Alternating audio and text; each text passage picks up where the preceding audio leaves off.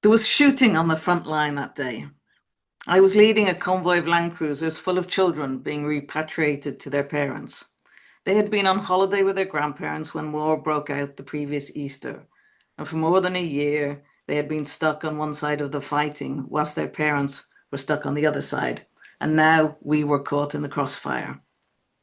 When I was in the field, I always carried a giant bag of lollipops behind the seat of my Land Cruiser. As the children and my colleagues got more nervous, I took the bag out and offered a lollipop. Somehow everyone relaxed and the children started talking quietly.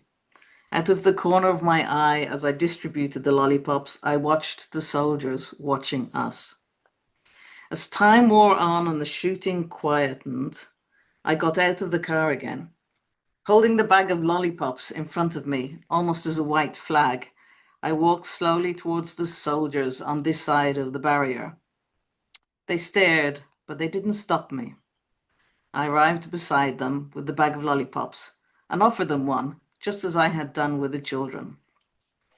Guns were lowered, set behind their backs on the shoulder straps. It was an amazing sight. Soldiers with colored lollipops in their mouths. They started talking to each other. A joke was cracked. And I heard laughter too, as they saw the funny side of how each of them had spent time choosing which color they wanted. The soldiers on the other side watched this, and I noticed them moving from behind their sandbags to come and watch what was unfolding on the other side. As one side lowered their guns, there was a mirrored movement on the other side. At this point in the conflict, the distance between the two sides along the front lines was often ridiculously short.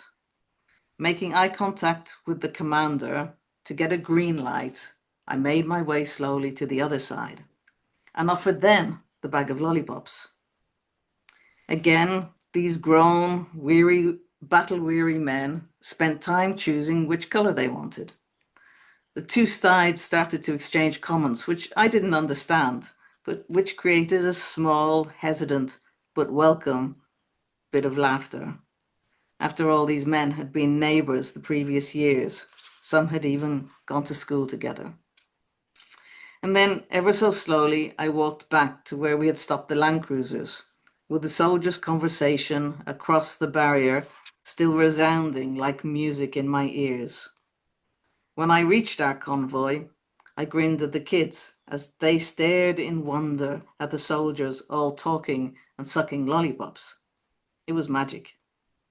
Guns and uniforms had created tension, but guns, uniforms, and lollipops had changed the moment, gave us hope that we would pass, that we would be safe, that we were all human again.